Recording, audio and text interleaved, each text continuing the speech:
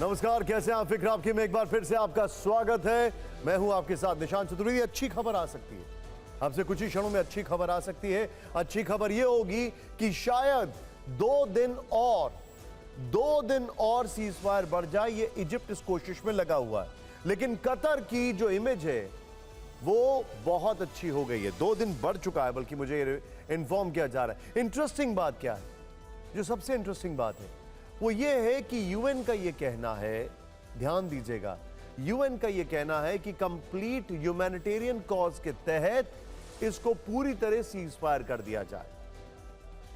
Houthi अभी भी हमला कर रहा है, इजराइल ने सीरिया पर हमले अभी भी कर रहा है, और गाजा में एक बहुत बड़े ऑपरेशन को अंजाम देने की कोशिश में है।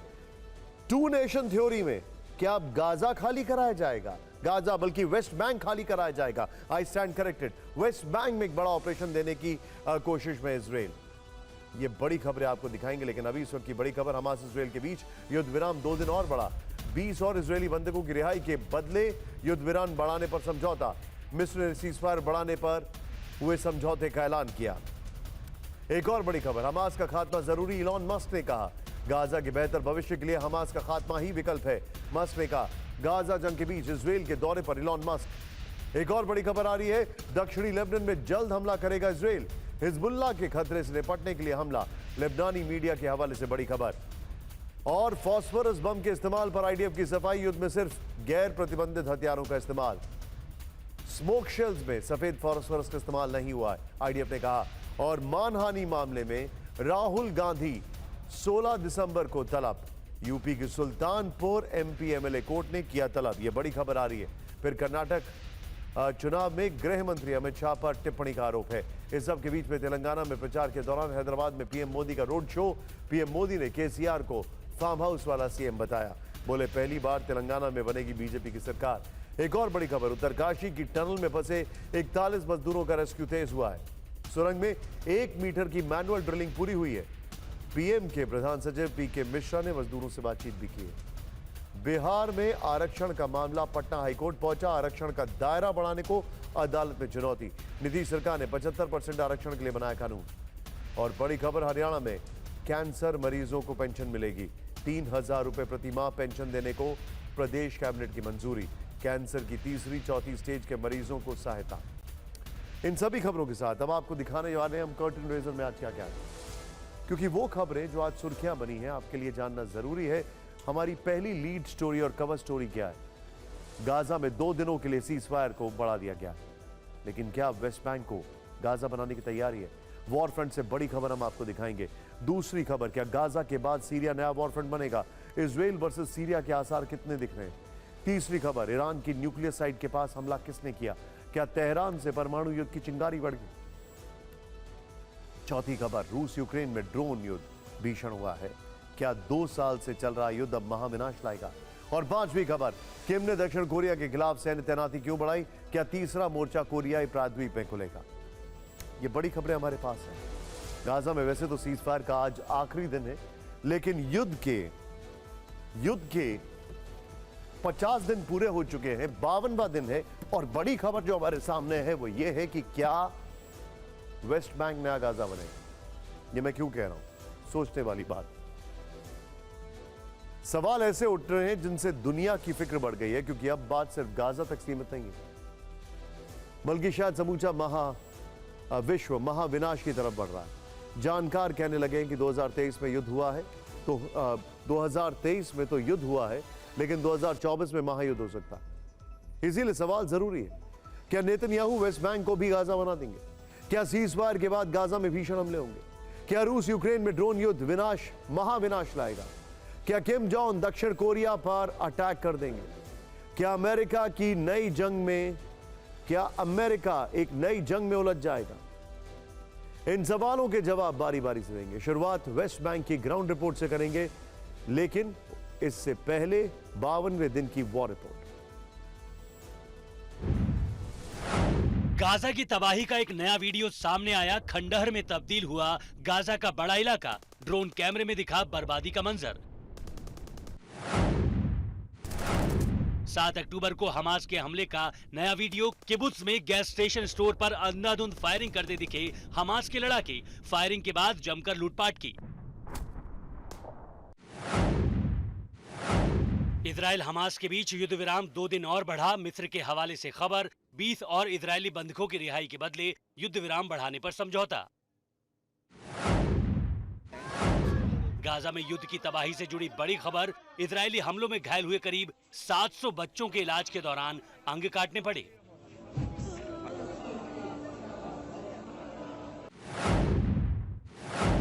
सीज फायर के बीच हमास की कैद से अब तक 58 बंधकों की रिहाई। देर रात 11 और इजरायली कैद से मुक्त होंगे।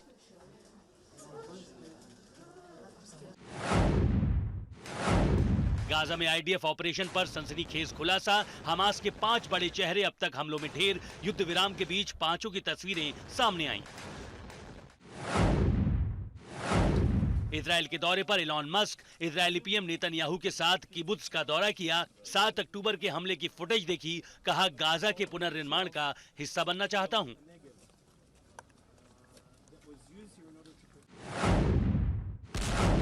हिजबुल्लाह के खतरे से निपटने के लिए दक्षिणी लेबनान में जल्द बड़ा हमला कर सकता है इजराइल। लेबनानी मीडिया के हवाले से बड़ी खबर।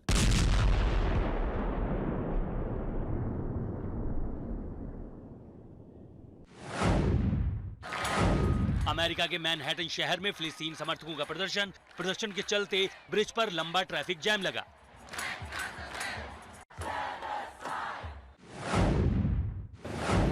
लंदन में इजराइल के समर्थन में जुटे करीब 50,000 लोग इजराइल के समर्थन में नारेबाजी की।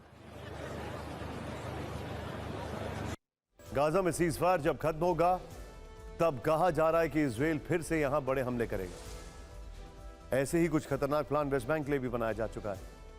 ध्यान से देखिएगा तस्वीरें। जानकारी यह है कि इजराइल की सेना अब वेस्ट बैंक के ग्राउंड ऑपरेशन की तैयारी में है। जेनिन की बात की जाए, हेब्रोन की बात की जाए, तुलकराम की बात की जाए, यहां तक कि यरूशलेम में भी चीजें देखने को मिली हैं। नेबलुस की बात की जाए, ये वो इलाके हैं वेस्ट बैंक के जहां पर एक बड़ी पलटन आईडीएफ की पहुंच चुकी है। घेराव शुरू हो चुका है। जो दहशत 4 दिन पहले तक गाजा में थी, अब वही खौफ वेस्ट बैंक में दिखाई दे रहा है। सवाल यह है कि क्या नेतन्याहू वेस्ट बैंक को गाजा बनाने की फुल तैयारी में?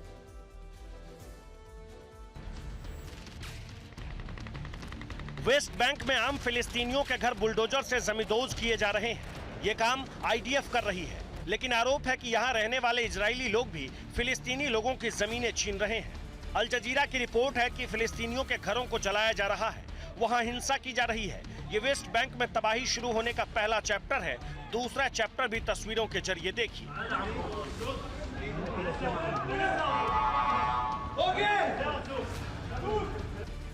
वेस्ट बैंक में इजरायली सेना के वाहन और बुलडोजर एक दिन पहले एंट्री कर चुके हैं। इजरायली सेना ने वेस्ट बैंक में रेड और गिरफ्तारियां तेज कर दी है। रामल्ला को इजरायली सेना ने हर ओर से घेर लिया है। बेटूनिया में इजरायली सैन्य वाहनों के दिखने से दहशत बढ़ गई है। हेब्रोन के पूर्वी बानी नाइम इलाके में भी इजरायली सेना की पहुंच से लोग खौफजदा है। वेस्ट बैंक के जेनिन में बख्तरबंद वाहन सड़कों पर दिखने से लोग डरे हुए हैं। उन्हें वेस्ट बैंक को गाजा बनाने जैसा डरावना एहसास हो रहा है। नेबुलस के बलाटा कैंप की गलियों में इजरायली सैन्य वाहनों ने घेराबंदी की। जानकारों की माने तो इजरायली सेना ने वेस्ट बैंक में बड़े एक्शन की तैयारी की है और इसके लिए हमले भी तेज हुए हैं। ये वेस्ट बैंक में वो 4 फिलिस्तीनी बच्चे थे जो बीते 24 घंटे के दौरान इजरायली गोलीबारी का शिकार हुए।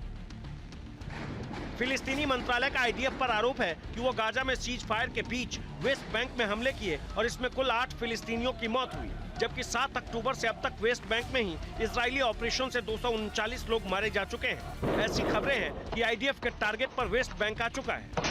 इजराइल यहां हमास समर्थक नेताओं और लड़ाकों के खिलाफ बड़े अटैक का प्लान बना चुकी है।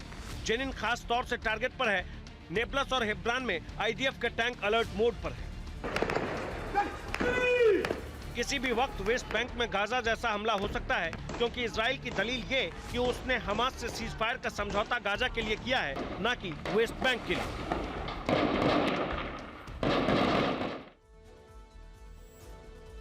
इस सब के बीच में 7 अक्टूबर से अब तक वेस्ट बैंक में 239 लोगों की मौत हो चुकी है। 7 अक्टूबर से अब तक वेस्ट बैंक में 3000 से ज्यादा लोग गिरफ्तार किए जा चुके हैं। लेकिन इजराइल की सरकार और सेना को लगता है कि वेस्ट बैंक में अब बड़े ऑपरेशन करना चाहिए। इसकी तैयारी जबरदस्त है, इसका एहसास हमास को भी है। इसीलिए हमास ने इजराइल को चेतावनी दी है। हमास लीडर अब्दुल हकीम हनीनी ने क्या कहा है, ध्यान से देखिएगा जरा। इस इंसान ने जो कहा है वो सोचने वाली बात है। वेस्ट बैंक और गाजा में आईडीएफ की फिलिस्तीनियों को कुचलने की कोशिश बेकार होगी। वेस्ट बैंक में इजराइल के अपराध छुप नहीं सकते। फिलिस्तीनियों का खून क्रांति की आग को और भड़काएगा। वेस्ट बैंक और गाजा में इजराइल के हमलों का जवाब देंगे। इंटरेस्टिंग बात क्या है, अब ध्यान दीजिएगा। इंटरेस्टिंग बात यह है कि अगर हम टू नेशन थ्योरी की बात करें, जिसको खुद जो बाइडेन भी चाहते हैं, ऐसी रिपोर्ट्स आ रही है, तो फिर क्या टू नेशन की थ्योरी में वेस्ट बैंक को खाली कराया जाएगा? सोचिए। और वेस्ट बैंक को खाली कराकर पूरा कब्जा वहां पर किया जाएगा और गाजा में वेस्ट बैंक के लोगों को भेजा जाएगा, या फिर पूरे गाजा पर कब्जा ना करके नॉर्थ गाजा पर कब्जा कर लिया जाएगा और वेस्ट बैंक का थोड़ा सा इलाका दे दिया जाएगा, जो 1960 के दशक में एक प्लान कंसीव किया गया था। सोचिए जरा, युद्ध का खतरा टला नहीं। आशंका है कि अस्थायी युद्ध विराम के बाद गाजा में इजराइल हमास के बीच दूसरे दौर के युद्ध की शुरुआत हो जाएगी, क्योंकि सीजफायर के बीच इजराइल लगातार अपनी युद्ध तैयारी कर रहा है। इसके कैसे संकेत मिले, ये देखिए।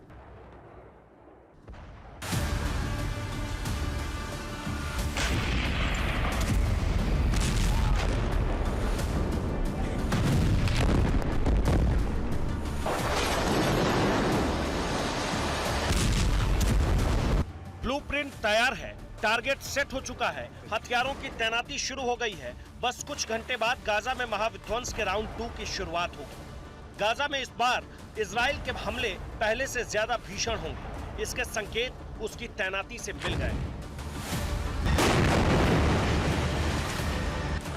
पहला संकेत, सीज फायर के आखिरी दिन गाजा बॉर्डर के पास इजरायली टैंक तैनात हो चुके हैं। किबुत्ज बेरी के पास इजरायली टैंकों की तैनाती की गई है। टैंकों के साथ दूसरे सैन्य वाहन भी मोर्चा संभाल चुके हैं। दूसरा संकेत, दक्षिणी गाजा में इजरायली विमानों ने रेकी भी शुरू कर दी है। राफा खान यूनिस के इलाके में इजरायली लड़ाकू विमान दिखाई दिए।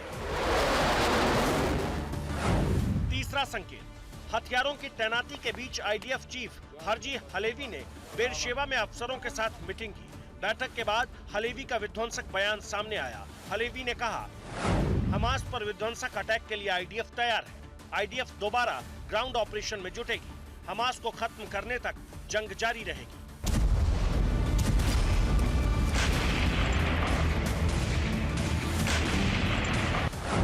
चौथा संकेत, इस सब के बीच 20 साल बाद गाजा में सबसे बड़े विनाश के संकेत मिले हैं। 20 साल बाद किसी इजरायली प्रधानमंत्री ने गाजा की धरती पर कदम रखा है। जंग शुरू होने के बाद पहली बार नेतन्याहू गाजा में पहुंचे। यहां उन्होंने आईडीएफ के कमांडरों से मुलाकात की। नेतन्याहू ने सुरंग का भी मुआयना किया और कहा कि जीत होने तक युद्ध जारी रहेगा।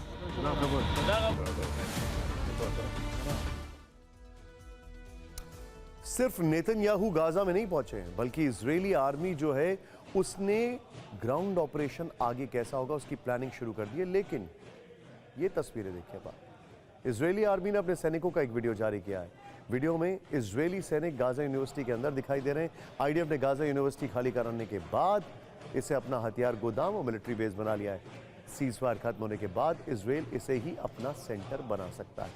ये वही गाजा यूनिवर्सिटी है जिसके कई बड़े बड़े इलाकों पर, कई इमारतों पर मिसाइल अटैक के वीडियोस हमने आपको दिखाए।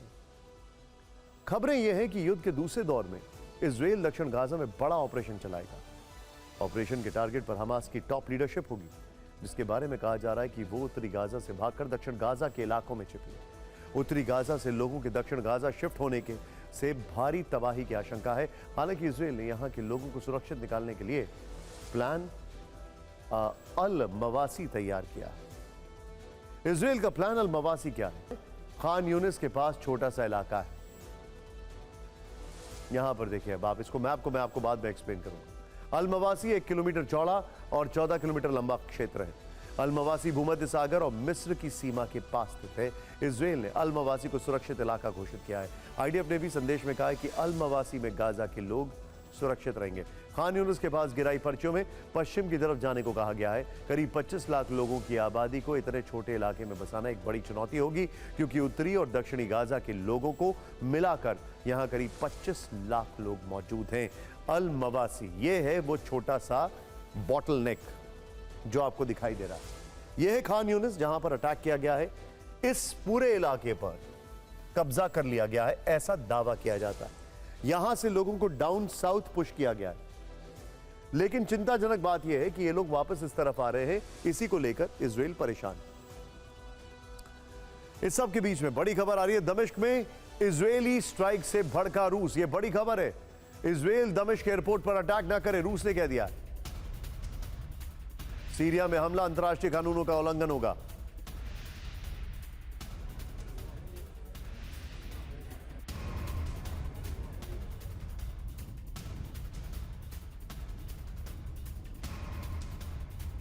यह बड़ी खबर इसलिए बन जाती है क्योंकि असद और पुतिन के बीच में एक अलग केमिस्ट्री है, और असद के कहने पर पुतिन कई कदम आगे बढ़ सकते हैं और वो इजराइल के लिए चुनौती हो सकती है। वैसे सीजफायर खत्म होने से पहले इजराइल के खिलाफ एक और मोर्चा एक्टिवेट हो चुका है। अब तक लड़ाई गाजा और लेबनान की तरफ चल रही है, जहां युद्ध विराम खत्म होने के बाद फिर विध्वंस होने वाला है। हमने आपको यह भी बताया है, लेकिन 4 दिन के संघर्ष विराम के बीच इजराइल विरोधी एक और फ्रंट तैयार हो रहा है, जिसकी भनक आईडीएफ को लग गई। ये मोर्चा सीरिया का है, जहां उसने तुरंत विध्वंसक हमले शुरू कर दिए।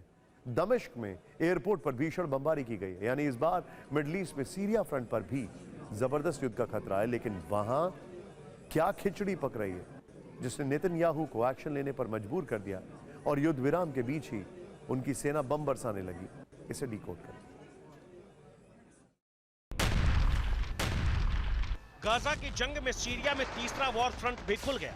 सीरिया में एक नहीं कई विध्वंसक हमले हुए, जो इस बात का सबूत है कि मिडिल ईस्ट में विश्व युद्ध की चिंगारी भड़क रही है। इजराइल की वायुसेना ने पहला हमला दमिश्क एयरपोर्ट पर किया। वहां मिसाइलों की बौछार की गई। एयरपोर्ट के पास धुआं उठता नजर आया। दमिश्क हवाई अड्डा अमेरिकी हमले के करीब 1 महीने बाद खुला था, और खुलने के 30 घंटे के भीतर ही वहां अटैक हो गया। इजराइल ने रनवे पर मिसाइल से हमला किया। इस हमले के बाद एयरपोर्ट पर विमानों की आवाजाही रोकनी पड़ी। कई उड़ानें रद्द हो गई, तो कुछ उड़ानों को अलेप्पो एयरपोर्ट की तरफ डाइवर्ट करना पड़ा। दमिश्क हवाई अड्डे के अलावा सीरिया में दूसरा बड़ा हमला अल मजेह मुदामियाह सैन्य अड्डे पर हुआ। यहां भी आईडीएफ ने मिसाइलों से टारगेट किया। इजराइल का आरोप है कि सीरिया हिजबुल्लाह को हथियार भेज रहा है, जिसके लिए एयरपोर्ट का भी धड़ल्ले से इस्तेमाल हो रहा है। सीरिया पर हमले की दूसरी सबसे बड़ी वजह है कि वहां ईरान समर्थित लड़ाकों ने डेरा डाल दिया है। 7 अक्टूबर के बाद से ही इजराइल को चौतरफा घेरने के लिए ईरानी लड़ाके और हिजबुल्लाह के समर्थक सीरिया में इकट्ठा हो रहे हैं। गठबंधन में ईरान के साथ यमन, सीरिया, इराक, लेबनान और फिलिस्तीन शामिल है। मतलब इजराइल पर हमले की बड़ी साजिश है। अमेरिका को बर्बाद करने का प्लान है। अब आपको वो प्लान समझाते हैं जिसने नेतन्याहू का गुस्सा भड़का दिया। अब फैक्ट्स देखिए, गोलान हाइट्स के करीब 700 ईरान समर्थित लड़ाकों का जमावड़ा लगा हुआ है। गोलान हाइट्स इजराइल के पास पड़ता है, बल्कि इजराइल ने एक साथ कई इलाकों पर जो कब्जा किया था उसमें गोलान हाइट्स भी था। ये लड़ाके जो हैं इराक सीरिया सीमा में कुनित्रा प्रांत में ठहरे हुए हैं, जिसमें इराक, सीरिया, हिजबुल्लाह और फिलिस्तीन के फाइटर्स शामिल हैं। ये लड़ाके ड्रोन और रॉकेट अटैक में माहिर हैं, इसीलिए इजराइल पर इस फ्रंट से बड़े हमले की आशंका बढ़ गई। सीरिया में जो साजिश रचा है वो लगातार अमेरिका पर भी हमले करता रहा है। 7 अक्टूबर से अब तक अमेरिका पर 61 हमले कर चुका है। सोचिए। वैसे सोहर यानी Syria observatory for human rights की रिपोर्ट में दावा किया गया है कि बिना किसी आदेश के गोलान हाइट्स के पास लड़ाके जुटे हैं, और यह सीरिया की सेना की जानकारी में नहीं है।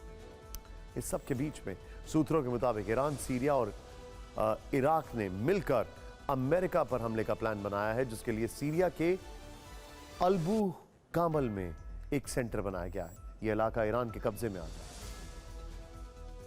अब खबर उस वॉर फ्रंट से जिसका जिक्र पिछले 52 दिनों में सबसे ज्यादा हुआ है, जिस बात का डर, जिसकी आशंका हर दिन बार बार जताई गई है, अब वही हो रहा है।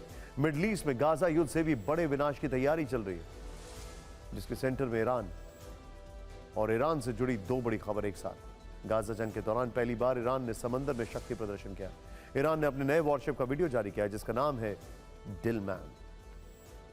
हम आपको वही वीडियो भी दिखा रहे हैं। खबर है कि इसे ईरानी नेवी की नॉर्दर्न फ्लीट का हिस्सा बनाया गया है। यह ईरान का 5वां डिस्ट्रॉयर वॉरशिप है। दूसरी खबर तो और भी बड़ी तबाही की ओर इशारा कर रही है, क्योंकि ईरान ने न्यूक्लियर रिसर्च सेंटर के पास एक जबरदस्त विस्फोट हुआ जिससे खमेनी तक बौखला गए। हो सकता है कि इस विस्फोट से पूरा अरब सुलगने लगे। हालात ऐसे भी हो सकते हैं कि जंग परमाणु युद्ध में तब्दील हो जाए। सवाल है कि क्या ईरान का शक्ति प्रदर्शन जंगी तैयारी का हिस्सा है? क्या गाजा युद्ध में अब ईरान की एंट्री तय है? और क्या मिडल ईस्ट में एटमी कोहराम मचने वाला है? आखिर ये सवाल या आशंका क्यों जताई जा रही है? तो इसके पीछे की वजह हमने आपको पहले बताई। एक तरफ ईरान की ताकत की नुमाइश, तो दूसरी तरफ एटमी साइट के पास धमाका है जिसमें इजराइल या अमेरिका का हाथ बताया जा रहा है।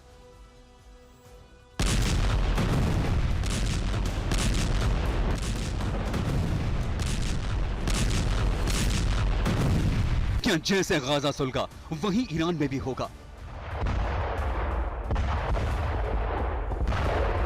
क्या जैसे वेस्ट बैंक पे बारूद बरसा वहीं तेहरान में होगा?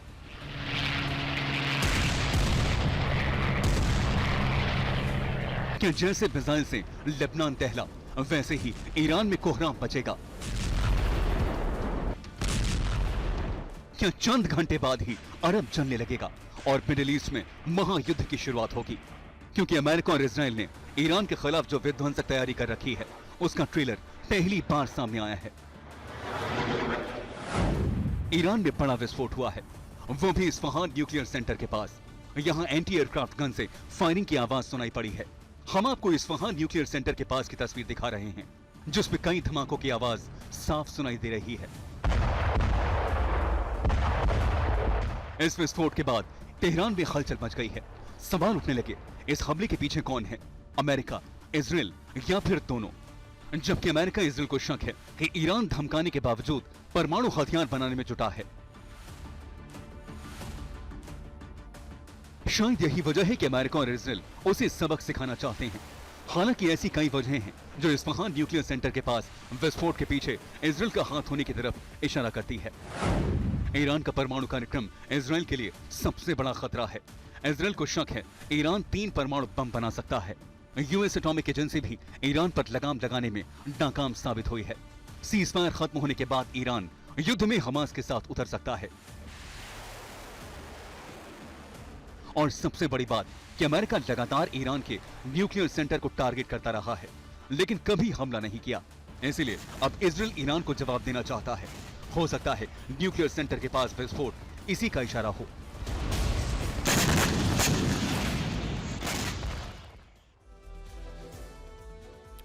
ये सारा खेल जो है ये है मैसेजिंग का। इजराइल के मर्चेंट शिप्स हूती की तरफ से कब्जाए जा रहे हैं। मैसेज कौन दे रहा है? ईरान। ऐसा कहा जाता है। हूती किसके कहने पर चलता है? ईरान। ईरान के न्यूक्लियर साइट्स के पास हमले होना, मैसेज कौन दे रहा है? इजराइल। ऐसा कहा जाता है। इस सब का मतलब क्या हुआ? इसका मतलब यह है कि दोनों अपनी रेंज दिखा रहे हैं और कोई भी डायरेक्टली इन्वॉल्व नहीं हो रहा है। लेकिन इतना इनडायरेक्ट भी मामला नहीं चल सकता है। कैसे? हल्की सी चूक एक बहुत बड़े विनाश की ओर ले जा सकती है। ईरानी न्यूक्लियर साइट के पास विस्फोट की एक वजह और भी हो सकती है। इस हमले से इजराइल यह दिखाना चाहता है कि वो कभी भी न्यूक्लियर रिसर्च सेंटर पर अटैक कर सकता है जहां ईरान एटमी तैयारी कर रहा है। हालांकि इस्फहान न्यूक्लियर सेंटर और उसके साइंटिस्ट पहले भी कई बार इजराइल और अमेरिका के निशाने पर रहे। इसी साल 9 मई को इस्फहान प्लांट में संदिग्ध आग लगी थी, जबकि इसके ठीक 4 महीने पहले ही 29 मई को यहां ड्रोन से अटैक हुआ था। 2 साल पहले अप्रैल 2021 में अंडरग्राउंड न्यूक्लियर सेंटर पर हमला हुआ था। 2020 में भी यहां के टॉप परमाणु वैज्ञानिक की हत्या कर दी गई थी। 2010 से 2012 के बीच भी यहां के 4 ईरानी परमाणु वैज्ञानिकों की हत्या कर दी गई थी। इंटरेस्टिंग बात क्या है? इंटरेस्टिंग बात यह है कि इस पूरे मामले में अभी के जो हालात चल रहे हैं वहां पर एक स्ट्रैटेजी अपनाई जा रही है। पहले यह कहा जा रहा था कि अमेरिका अब ईरान की तरफ ध्यान नहीं दे रहा है कि उसका न्यूक्लियर प्रोग्राम कितना आगे बढ़ रहा है, उसका सारा फोकस इस युद्ध को कंटेन करने का है।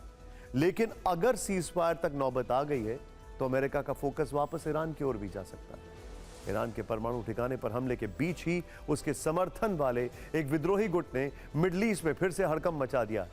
एक हफ्ते पहले यमन में एक्टिव हूती विद्रोहियों ने लाल सागर में कार्गो शिप को अगवा कर लिया था।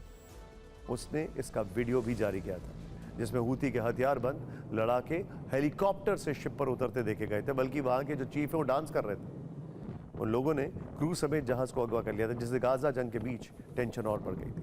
हूती ने अदन की खाड़ी में यही हरकत एक बार फिर कर दी। उसने इजराइल मालवाहक जहाज सेंट्रल पार्क पर कब्जा कर लिया, लेकिन इस बार मामला उल्टा पड़ गया। अमेरिकी युद्धपोत उसके रास्ते में आ गया और उसकी साजिश नाकाम हो गई। हूती विद्रोही इजरायली जहाज को अगवा नहीं कर पाए। गाजा युद्ध के बीच लाल सागर में हूती ने इजराइल की मुश्किलें बढ़ा दी हैं। विद्रोही इस इलाके में इजरायली जहाजों को नष्ट करने के बजाय उन्हें हाईजैक कर रहे हैं। इस बार हूती अदन की खाड़ी में इजराइल के सामने फिर चुनौती बनकर खड़ा हो गया। लेकिन मिडिल ईस्ट में आज की तारीख में समंदर से आसमान तक अमेरिका की निगाहें हैं। उसके जंगी बेड़े हर तरफ घूम रहे हैं। लिहाजा जैसे ही सेंट्रल पार्क शिप ने डिस्ट्रेस कॉल कर मदद मांगी, उसका destroyer USS mason action mode में आ गया।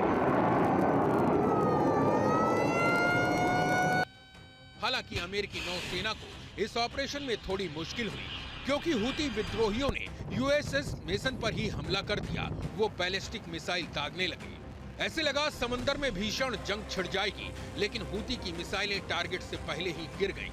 वो अमेरिका के विध्वंसक के आगे नहीं टिक पाई। यूएस की नेवी ने इजरायली जहाज के यमन पोर्ट तक पहुंचने से पहले ही छुड़ा लिया। हालांकि हूती विद्रोही छोटी नाव से भाग निकले।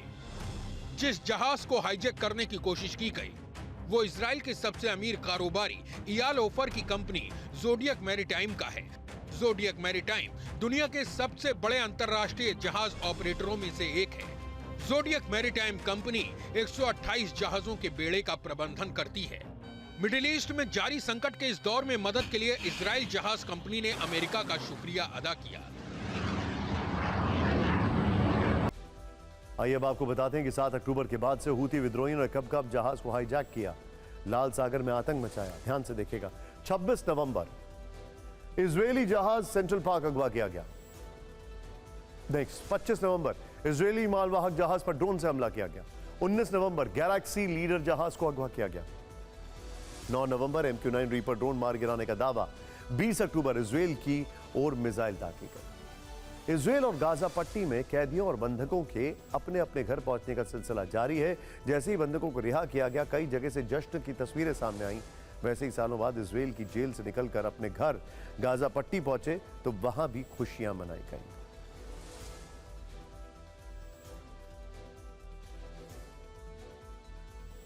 दोनों तरफ से कैदी और बंधकों की रिहाई के बीच ही अब प्रोपेगेंडा वॉर शुरू हो गया। हमास का दावा है कि इजरायल के जितने लोगों को बंधक बनाया गया है, उसके साथ इतना अच्छा व्यवहार किया गया कि बंधक भी खुश रहे, जबकि इजरायल का कहना है कि ये सिर्फ और सिर्फ दुष्प्रचार है।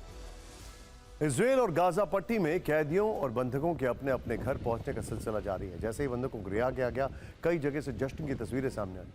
वैसे सालों बाद इजरायल की जेल से निकलकर अपने घर गाजा पट्टी पहुंचे तो वहां भी खुशी मनाई गई।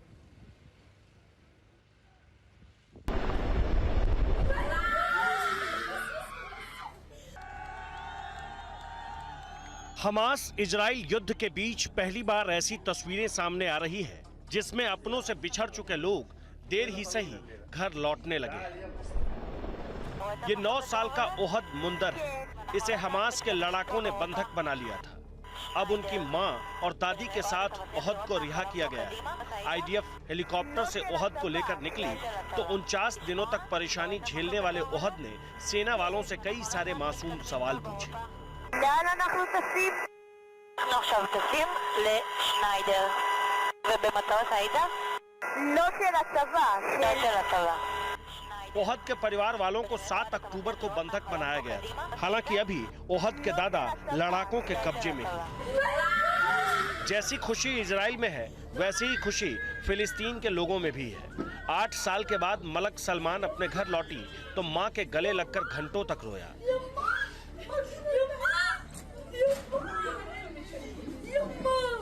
16 साल की उम्र में चाकूबाजी के आरोप में मलक को गिरफ्तार किया गया था।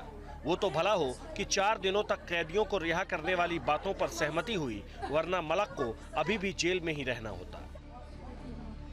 ऐसे ही 10 साल का युवल जैसे ही हमास के लड़ाकों के चंगुल से बाहर निकला तो कसकर अपने पिता को पकड़ लिया। ये तस्वीरें सिर्फ तस्वीर भर नहीं है, ऐसी कहानी है जिसमें अथाह दर्द के न जाने कितने पन्ने हैं। ऐसी न जाने कितनी कहानियां हैं, वो चाहे इजराइल में हो या फिर गाजा पट्टी में, लेकिन दोनों तरफ अच्छी बात यही है कि अपनों के घर आने पर जबरदस्त जश्न मनाया जा रहा है। 4 दिनों के लिए ही सही, कैदी और बंधकों की जितनी रिहाई हुई है, उसके बाद दोनों तरफ के लोग एक उम्मीद की डोर में बंधे हैं कि देर ही सही जिन्हें कैद या बंधक बनाया गया वो लौटेंगे और जरूर लौटेंगे। एक बड़ा अच्छा एक मैगजीन, ओपन मैगजीन में, उसमें मिनाज मर्चेंट साहब हैं, उन्होंने एक बड़ा अच्छा पीस लिखा है। उसमें उन्होंने लिखा है कि इजराइल की थ्योरी रही है 1 के बदले 10 मारना। 1400 यहां गए तो 14,000 वहां गए और उसके बाद शांति। क्या वाकई ऐसा कर रहा है इजराइल? देखने से तो ऐसा लग रहा है। और अगर ऐसा है तो फिर क्या फायदा इस सब का? ये सारी चीजें पहले भी की जा सकती थी ना। इस सब के बीच में अब रूस यूक्रेन ड्रोन युद्ध, ये कहानी बड़ी इंटरेस्टिंग है। और देखिए किस तरीके से तू डाल डाल में पात पात वो चल रहा है यहां पर। रूस ने यूक्रेनी कमांड पोस्ट को तबाह कर दिया। ब्रेक करिए। डोनेट्स्क पे रूसी हमले में कमांड पोस्ट नष्ट।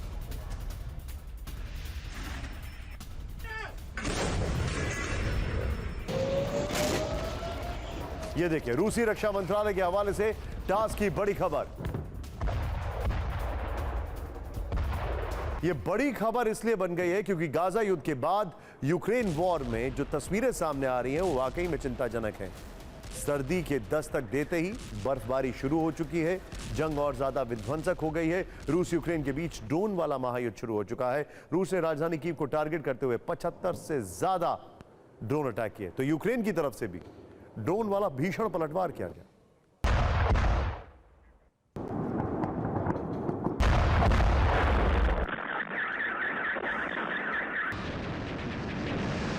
ये तस्वीरें रूस यूक्रेन के बीच 2 साल में पहली बार छिड़े भीषण ड्रोन युद्ध की हैं। सर्दियों की दस्तक के साथ ही रूस यूक्रेन के बीच ड्रोन अटैक तेज हो गए हैं। 2 दिन पहले रूस की तरफ से यूक्रेन के कई शहरों को ड्रोन हमले में टारगेट किया गया। मॉस्को ब्रिगेड ने यूक्रेन के अलग अलग शहरों को टारगेट करते हुए शायद ड्रोन से 75 अटैक किए। ये तस्वीरें इसकी तस्दीक कर रही हैं। रात के अंधेरे में कीव के आसमान में कई रूसी ड्रोन दिखाई दिए। यूक्रेन ने 8 रशियन ड्रोन तबाह कर दिए। यूक्रेनी राष्ट्रपति ज़ेलेंस्की ने रशियन अटैक को आतंकी हमला करार दिया। रूसी ड्रोन अटैक के जवाब में यूक्रेनी आर्मी ने भी भीषण पलटवार किया। यूक्रेन ने रूस के कई शहरों को दहलाने की कोशिश की। राजधानी मॉस्को समेत तुला, कलुगा और ब्रियांस्क के इलाके में ड्रोन अटैक किए। हालांकि रूस ने इन हमलों को नाकाम कर दिया। रूस की तरफ से 25 यूक्रेनी ड्रोन मार गिराने का दावा किया गया। इसके साथ ही अज़ोव सागर में रशियन एयर डिफेंस ने 2 यूक्रेनी मिसाइल तबाह की।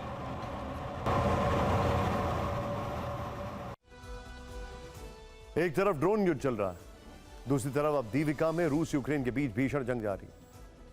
रूस ने अवदीविका के बड़े इलाके पर कब्जे का दावा किया। कहा यह जा रहा है, ये देखिए किस तरीके से ये फास्फोरस बम है, लाइटनिंग शेल्स है या थर्माइट अटैक है।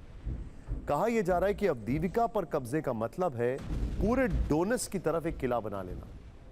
रूसी सेना की तरफ से यहां थर्माइट बम से हमला किया गया। रशियन ब्रिगेड ने अवदीविका के इंडस्ट्रियल जोन को टारगेट करते हुए थर्माइट बम से अटैक किया और वहां पर कई इलाकों पर कब्जा कर लिया।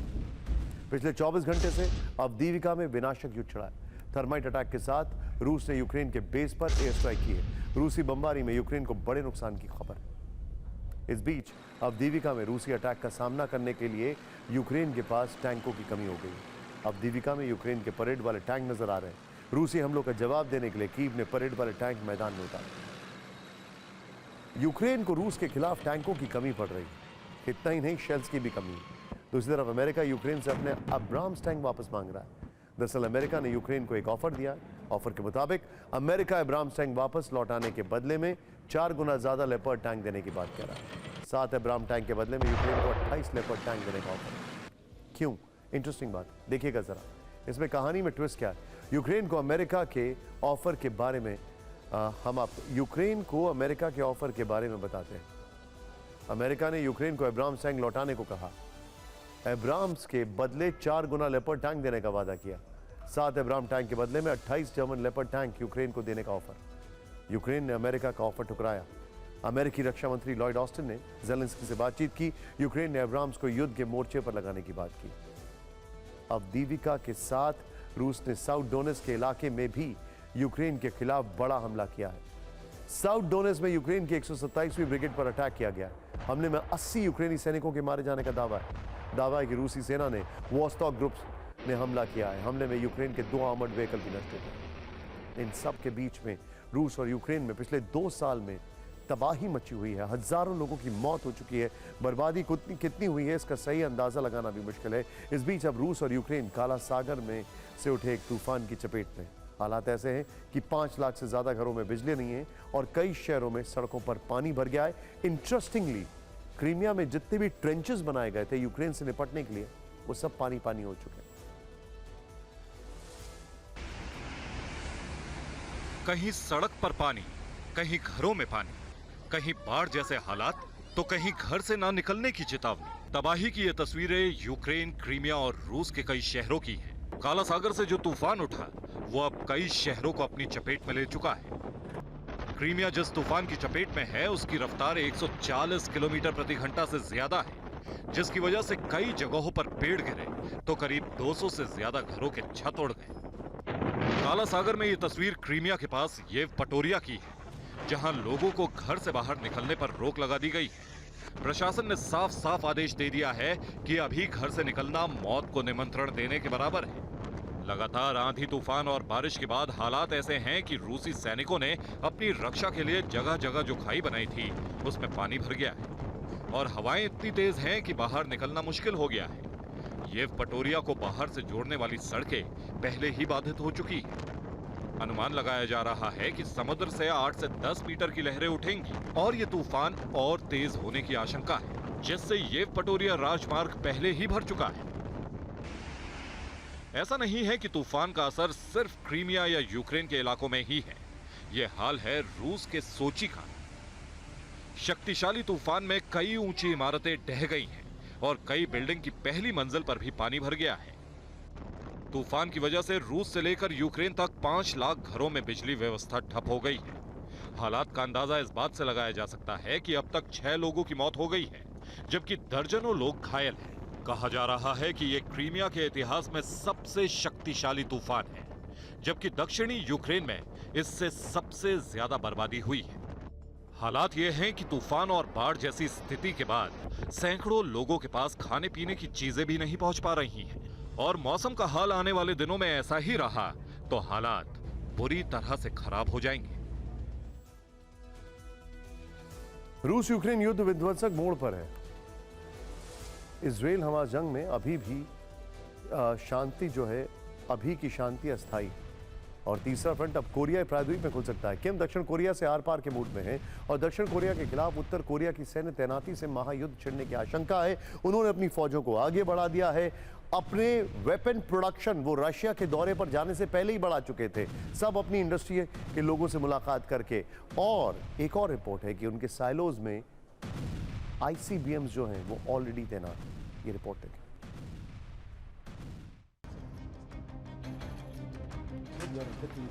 सितंबर महीने में उत्तर कोरिया का शासक किम जोंग उन रूस दौरे पर था। पुतिन से मुलाकात की थी। उसी वक्त कहा जा रहा था कि पुतिन किम जोंग के सहारे अमेरिका के खिलाफ कोरियाई प्रायद्वीप में नया वॉर फ्रंट खोल सकते हैं।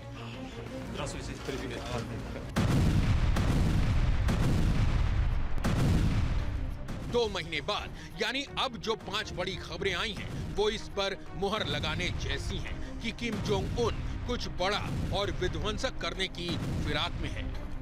पहले खबर आई कि उत्तर कोरिया ने अंतरिक्ष में अपना जासूसी सैटेलाइट लॉन्च किया है।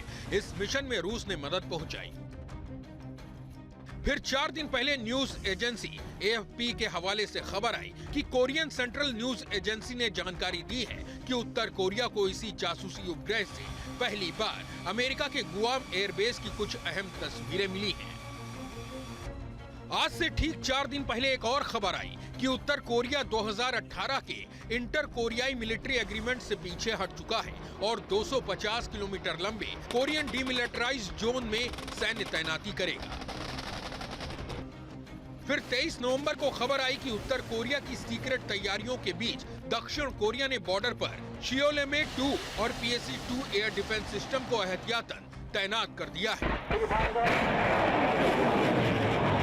और आज की विस्फोटक खबर ये है कि दक्षिण कोरिया ने डिमिलिटराइज्ड जोन में उत्तर कोरिया की सैन्य गतिविधियों का पता लगाया।